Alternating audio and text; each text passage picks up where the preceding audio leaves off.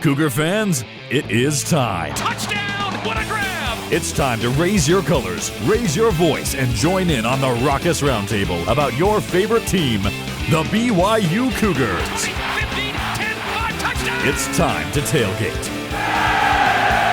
Cougar Tailgate, where BYU sports fandom lives. And here's your host, Lauren McClain. What's up, Cougar Nation? I'm Lauren McClain, and we're here to tailgate with you, doing what we do best, talking all things BYU Cougars. For this week's roundtable discussion, we have former BYU basketball three-point extraordinaire, Jonathan Tavernari. What's up, JT? Glad to be with you guys again. Always a pleasure. Heck yeah. Good to have you back. And BYUtv sports producer and big basketball guy, Hema Heimuli. What's up, Hema? Thank you guys for being here. All right, let's get going. What was your reaction, JT, to BYU getting a 6 seed in March Madness and playing 11 seed Duquesne in Omaha? What was your initial reaction? Well, first of all, I had to look up how to say Duquesne because, Yeah, we all did. Pronunciation of Tooele and Duchesne and all of these different things. And so, first of all, I needed to pick up a dictionary and go to YouTube and say how to pronounce this. Second, I was pretty disappointed. I know a lot of people in Cougar Nation was expecting to see me and him with our shirts off and our bodies painted in blue with, BYU letters coming across our body.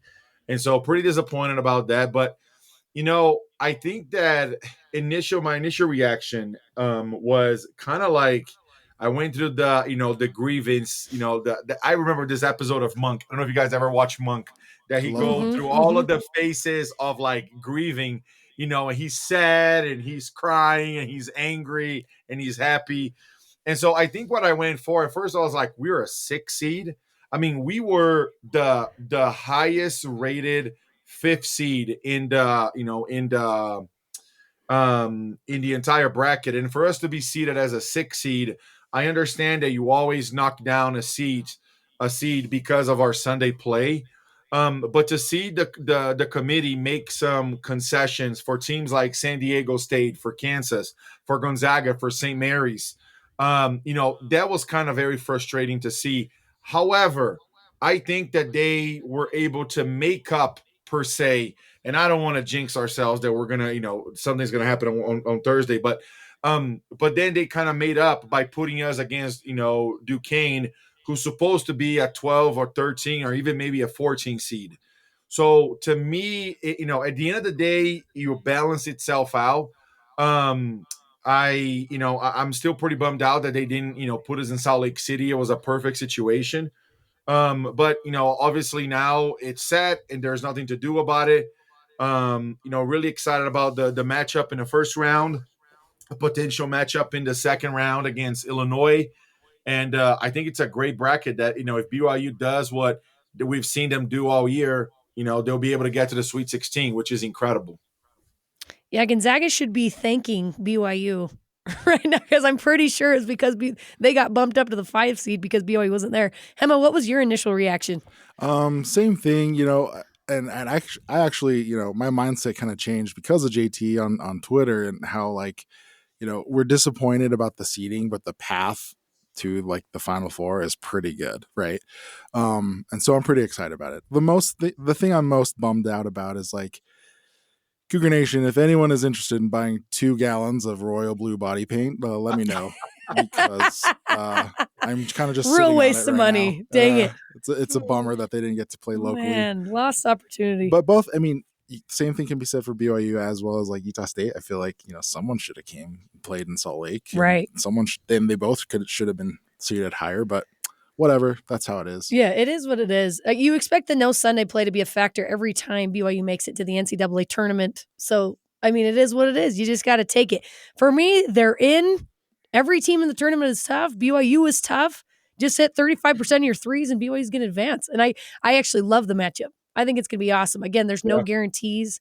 I love that Duquesne matchup, though. JT, I'm curious, during your career and having played in the NCAA tournament, what do you feel like are some of the positives and negatives of not playing on Sunday? How do you feel like that impacted you and the team at the time? So I got to say, I don't think that not playing on Sunday and not practice on Sunday, I personally don't think it's a positive or a negative. But if I had to lean on one or the other, I think that not playing on Sunday is a positive, and and not even practicing as well. And here's why. Um, there is something about overworking, overdoing it, and to be able to have one day that you completely reset yourself, that is huge. And so my career in Europe, even in situations where we were playing, in the middle of the week we were playing in the European Cup, and then on Saturday and Sunday we were playing in the domestic leagues, so in this case the Italian league. We always had one day or maybe 2 days a week that we completely didn't do anything, that it was just, those are the times that my family and I would, drive to the mountains, drive to the beach, go shopping, just go do something. It had nothing to do with basketball.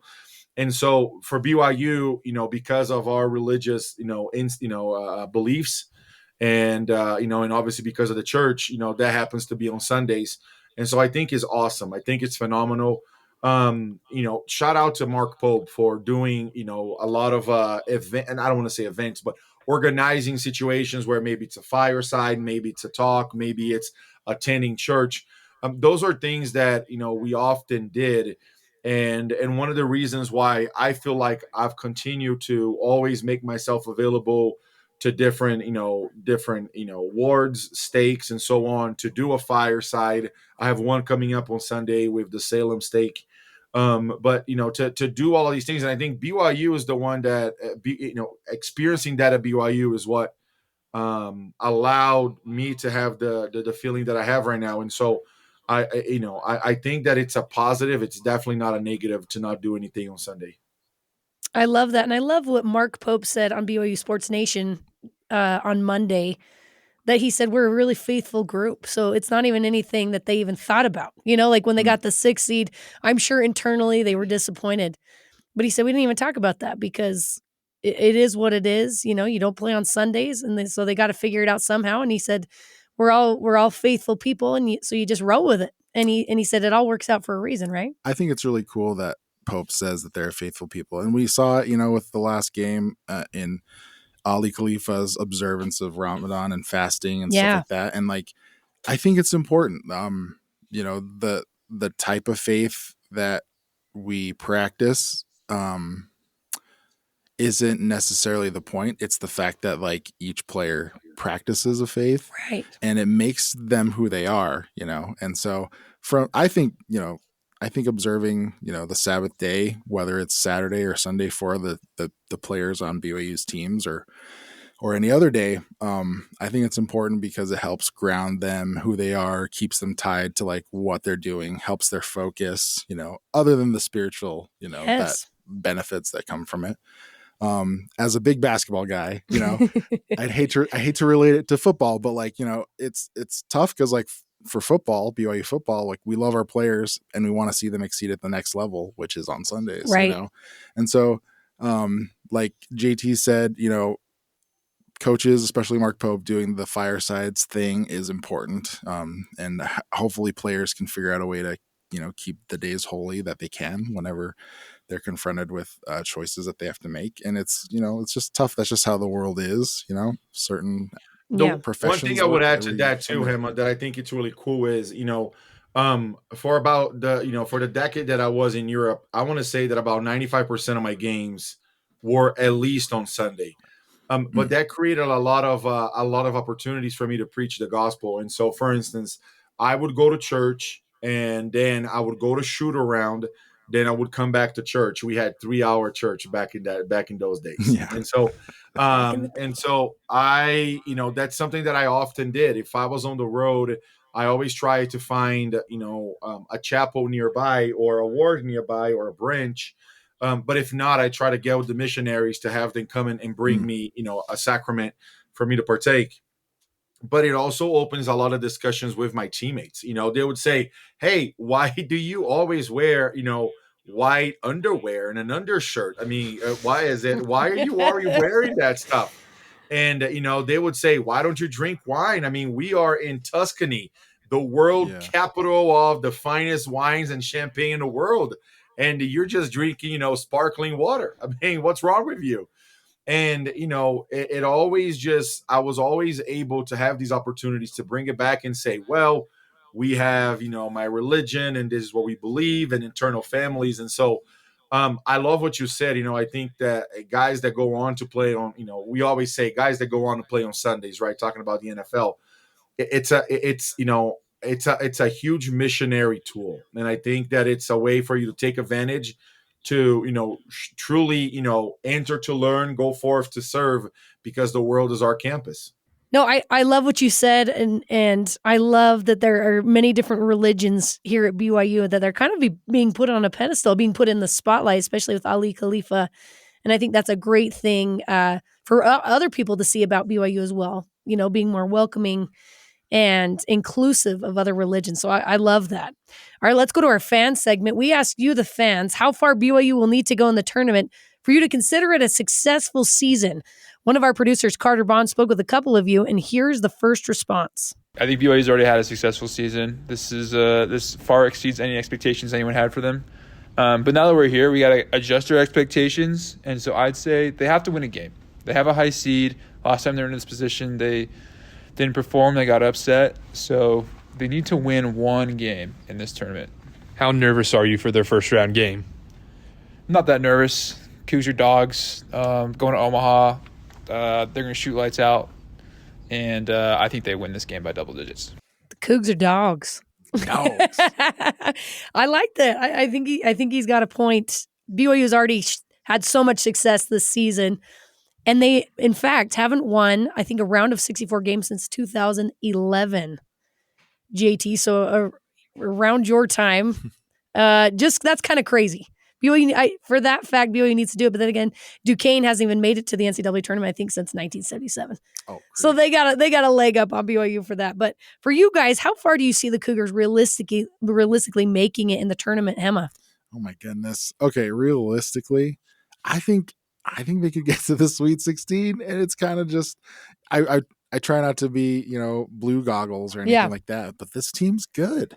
It's just if their shots fall, they could go really far, and without going much into it, that's my answer. Yeah, JT, realistically, how far do you see the Cougs going?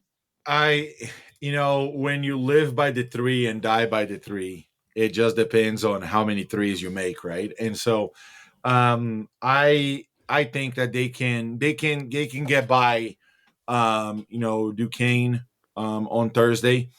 And then it will depend on what happens on Saturday in terms of shooting the ball.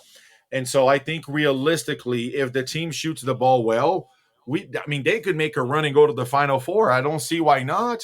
But the problem is, can we get, in the same game or in multiple games, Trevin Nell, Spencer Johnson, Jackson Robinson, Richie Saunders, Noah Waterman, Ali Khalifa. Can we get these five guys to knock down threes? And then can we get in the same game? Can we get Dallin Hall and Foose being aggressive to be able to attack and get to the rim? And can they be efficient around the rim? And then in the same game, can we also make sure that if we have scoring droughts, we can figure out a way to then contain their runs? And so I think at the end of the day, Lauren, like you mentioned, if they can shoot 35% from three in every game they play in the NCAA tournament, I have a hard time seeing how they don't, win multiple games, more than one or two. Let's just say more than two. Because I think that, against Illinois, one of the best offenses in the country, but, if you play a whole lot of offense, that means that you don't have a whole lot of gas left to play defense. And so, to me, it goes down to, can they just be consistent? Kind of going back a little bit to the Texas Tech game, right? When we lost on the conference tournament. I don't know if it's going to be something controversial to say, but if it is, whatever. I don't feel like Texas Tech dominated BYU. I don't feel like that was a game that you're like, man, Texas Tech just dominated BYU. I think that it was a game that Texas Tech put a whole lot of pressure on BYU, and they hurried BYU, so BYU was out of their comfort zone. BYU wasn't able to make their shots because they took good shots, They had wide open looks. They just couldn't make anything. I mean, they even got close to about 6 points at the end. And so that to me, and I don't want to take anything away from Texas Tech because that would be disrespectful. But to me, there was a situation where Texas Tech won because BYU didn't play well, right? And Texas Tech played well, but I think that BYU not playing well was a bigger factor for Texas Tech winning other than Texas Tech playing well. And so, we've seen this team shoot wonders from the three-point line. We've seen this team do amazing things from the three-point line. And for them to be able to move forward in the NCAA tournament, they're going to have to knock down shots. Absolutely. And I agree with that. BYU beat themselves, and we've seen them beat some of the top teams in the country, some of the top seeds in the NCAA tournament. So honestly, the sky's the limit. Ranking.com gives BYU a 74.5% chance to reach round 2, 36.6% to reach the Sweet 16, 16.9% to the Elite 8, 4.9% for the Final Four, 2.2% chance to the championship, and 0.9% chance to win it all. In my brain, with my blue goggles, it's higher than that. I just think they can, and it's like you said, if they're playing well, if they're hitting threes, they can beat anybody in the country. And I don't remember the last time I felt that way about a BYU team. When they go in the NCAA tournament the last decade, you're like, man, they're playing a tough team, or I hope they can make it past the first round. And you didn't expect much after that. This BYU team, the expectations are to the ceiling. It could be either way, right? They could lose the first round. They could go do the whole thing. And with those rankings, like those percentages of reaching the Final Four, let's say, they'll change with every win that they get. Yeah, absolutely. And so, if BYU just keeps winning, it's such a cliche thing to say, but if they just take it one game at a time and just keep winning, their odds are going to go up. Thanks, Coach. Yeah, you're welcome. Coming up, we'll get to know the Duquesne Dukes, and JT will tell us what it really takes to make a run in March. This is Cougar Tailgate.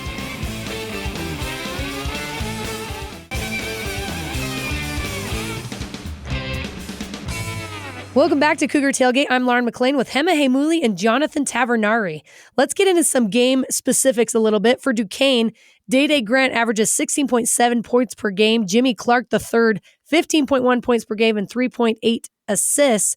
Duquesne has won 8 straight games, and their head coach, Keith Dambrot, has announced that he will be retiring after the season after his wife was diagnosed with breast cancer.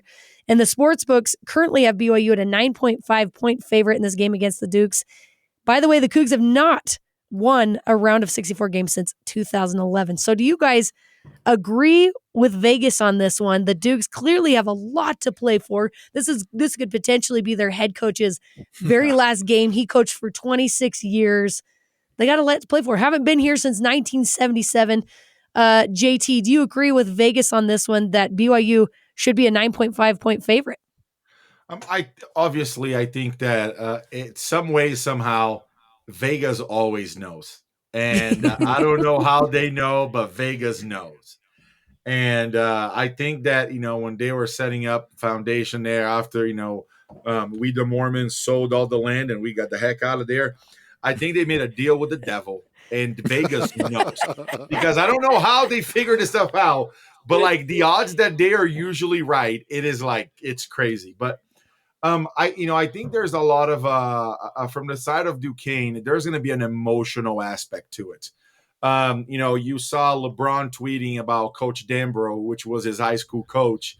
Hey, this is the last dance. This is the last time you get to play. And so that is going to be a huge added motivation for their team. And so I think that, if I were their coach, I would be focusing on the emotional side of my guys and just rallying them from that standpoint. If you're BYU, which is something that I always pride myself that we never lost to Air Force.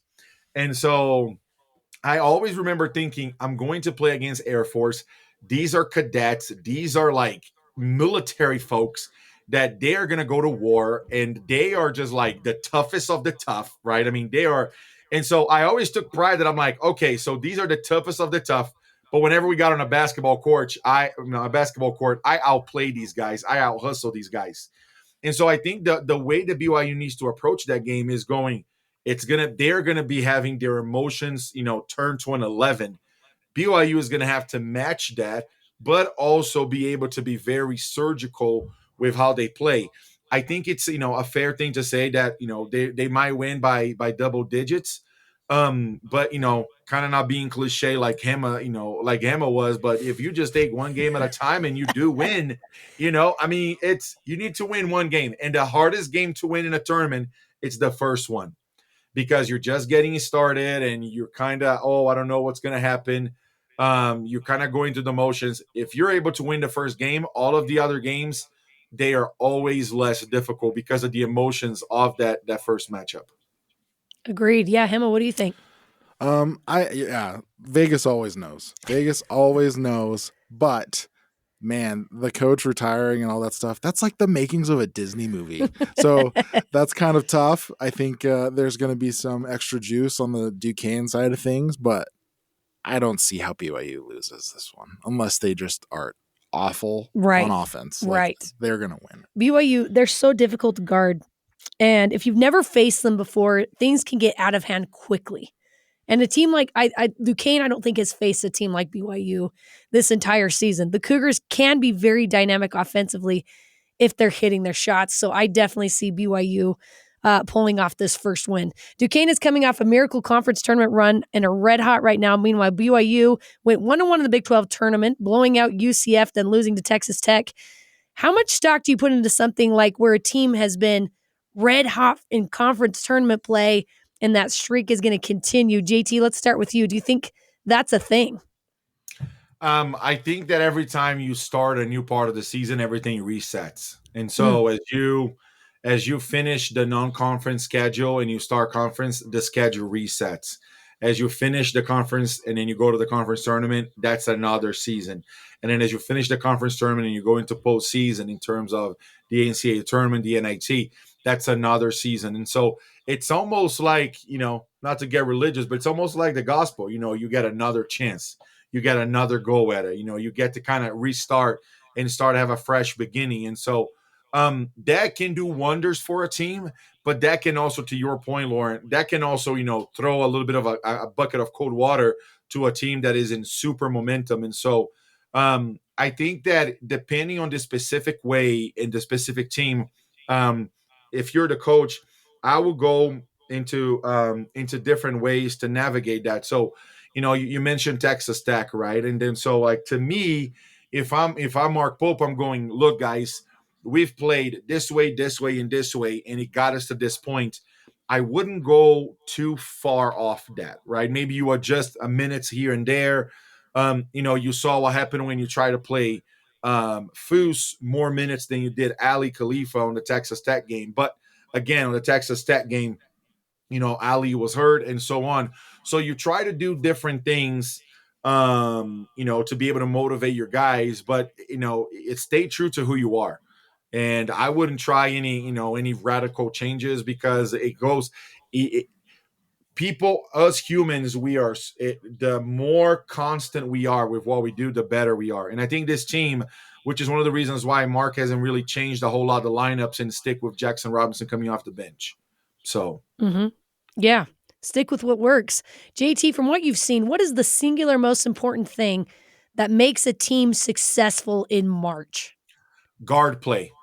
100%. It's not even. It's not even a little percent. Simple. It is simple. Why guard play? It is. Think about all of the, in the last 20 years, all of the runs that we've seen in March Madness. How many have you seen a big man? Like think about Anthony Davis or Karl Anthony Towns with Kentucky. It's not like a dominance that you have. Most of the times that you see a team going off is because they have a Jimmer-like guard, Kemba Walker, North Carolina, Duke. It's usually somebody that's perimeter-oriented. So to me, the number one key to have success in March is to have a perimeter-oriented team that does well. Which BYU is just that, right? I mean, they don't have necessarily a Kemba Walker or a Jimmer Fredette, but they have some guys that can just nail it from the perimeter. So I agree. Do you think that's going to be one of the benefits for BYU moving forward? Do you think these guys can rely on the three ball throughout the tournament? Do you think it's sustainable? So I don't think it's sustainable, but I think that if you, again, to your point, if you catch a rhythm, and I mean, we've seen BYU, go have, being shooting blazes, out of every single possible place, because they are just, shooting the lights out. And in one half, and in the other half, they left it all in the locker room. And we've also seen them start a game really bad and then, have a little bit of, Michael's secret stuff in the locker room and completely rejuvenate and just shoot the lights out in the second half. But I don't. So is it, what's the word you used? Is it consistent? No, what's the word you used? Sustainable. Is it sustainable? I don't think it's sustainable, but I think that if you're able to be as consistent as possible, that's the key for this BYU team to go on a run. And I mean, every analyst is saying the same thing. If they shoot the ball well from three, they will go on a run. And to Hema's point, they will have multiple wins, more than two. Okay, guys, we're going to do some rapid fire questions. So I'm going to ask them to you, and then you just give me your quick answer, okay? The answer that comes first to your brain. The first one, Hema, we're going to start with you. Who will be the leading scorer in game one? I'm going to say Jackson Robinson. JT, who you think?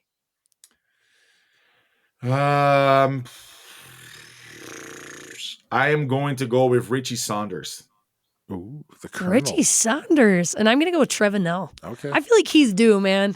He's due for a good game. So due. I would love to see Oh, my it. gosh. He is. Yeah. He is All right, 2 weeks pregnant. Yes. He is. He is past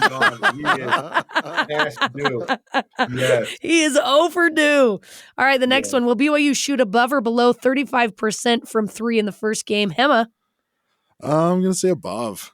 Okay. JT. I'm going to say above as well. I'm going to do above too. We'll see what happens. Who will have more of an impact in this game, Foose or Khalifa? Hema. Khalifa. What do you think, JT? I agree. I think Ali Khalifa will be ready to go. Something to keep in mind of is with the Ramadan, he's going to have his meal around 4 or 5. And so it's not a huge gap until they play. And so I think that the physical aspect of that will be a huge thing for this game. I think it's going to be Khalifa as well. I think the media loves talking about Ali Khalifa for so many reasons. What is he? He's like number 2 in the country right now in assists per turnover ratio. That's right. Mm-hmm. And I think Greg Wrubell tweeted something out like all the other guys in the top 25 are below 6'4". They're all guards. Yeah. So I think Khalifa, he's just an anomaly. He's just so much fun to watch. So I think he's going to have an impact on this game, and I think they're going to love talking about him. All right, the next one is, which BYU player needs to stay out of foul trouble more than the others? I'm going to start on this one. I'm going to say Dallin Hall. Who do you think, Hema? Dallin Hall. Yeah. JT? Say the question again so I can give you the correct answer. Which BYU player needs to stay out of foul trouble more than the others? I would agree with Dallin Hall as well. I think that, but I will say this: 41% of that team's scoring points come from their 2 guards. So their point guard and their 2 guard. And so I wouldn't be surprised if we see Trey, having quite a bit of a good amount of minutes in the first half. And I wouldn't be surprised if Trey plays, between 5 and 10 minutes on Thursday. That would be interesting because we haven't seen Trey Stewart basically all season long, and then to have such a huge role in the NCAA tournament. That'll be interesting to see what happens. All right, the next one. What is BYU's biggest weakness going into this tournament? Hema. Gosh, not a lot. I mean, they have no weakness. I don't know. Maybe like rebounding when things get tough, maybe. I don't know. That's probably my answer. All right. I'm going to go with inconsistency in the 3 is probably what I would say was the biggest weakness. What would you say, JT? I would agree with you, Lauren. I would probably say but not necessarily on the 3, inconsistency on offense. And so if you have a good offense traditionally, especially with this BYU team, it gives them confidence to be good defensive teams.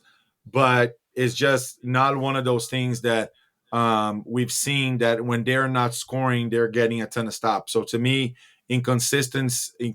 I would agree with you, or Lauren, inconsistency on shooting the three, but I'll probably say overall of having, of scoring on offense. That to me, that's their biggest weakness. Who do you guys think will be BYU's star player if they make a run in March? Hema. Probably Ali Khalifa. Yeah. Who do you think, JT? I'm gonna go with so I think people are now aware of Jackson Robinson. I think if they make a run, it's going to be, either Trevin Now or Richie Saunders. That's going to be, again, they are the ones that we need them to be an X factor. And so we keep saying about Trevin being overdue, but I think that if BYU has a chance, it's going to be because, either Trevin or Richie, had amazing games that they were able to shoot the lights out. Trevin would be cool. Yes, and I would love to see Jackson Robinson for his own sake. Here's a guy, he's a senior. He's been coming off the bench all season long, but the media even says this is BYU's best player. He's the best player on the team. So for his sake, he's had to humble himself. That would be such a difficult spot to be in, even though you know why. I'm sure Mark Pope explains it in great length. They got to keep that consistency like JT said earlier, but that's got to be a really hard pill to swallow. JT, you can probably relate to that. That's something that you had to do as well. I would love to see him just be phenomenal in the NCAA tournament and then, maybe be a higher draft pick come the NBA draft and be able to make it to the next level. I think that'd be a fantastic story. Okay, my very last question for you guys is, who do you have winning the championship? Hema. Who do you have winning it all? Oh, man. I don't know. Houston looks really good. Yeah. Probably Houston. I'll say Houston. Yeah, I said Houston or UConn. JT, who you got? I have a hard time with this because even when I played, because I'm like, what if I catch fire? What if Lee Kamard scores 30 points in 5 games? And so I always did 2 brackets. One that BYU won it all. And another one, but I'm like, I'm going to be a little bit more realistic on this one. And so I think there are a lot of teams that have the potential. You don't have a front runner this year. Carolina looks really good. UConn to be a 1 seed after winning it all last year and losing Dawkins. I think that shows what type of team they have. And so, I could see Baylor making a run. I could see Texas Tech making a run. I could see Houston making a run. And so, I'm just going to be a little bit, home team. And I'm going to say that a Big 12 team is going to win it all. And I think that would be great for the conference. I don't know which one, but a Big 12 team is going to be the national champion this year. I love that. We can even throw Arizona in there since they're a future Big 12 team. All right, guys, that does it for us today. Thanks again to Hema Heimuli and Jonathan Tavernari for coming on the show with me. Carter Bond and Tori Kimball helped produce this episode with senior producer Terry South. You can join the Cougar Tailgate wherever you get your podcasts, on Apple, TuneIn, Stitcher, Spotify, or on BYURadio.org. Cougar Tailgate is a production of BYU Radio. Go Cougs!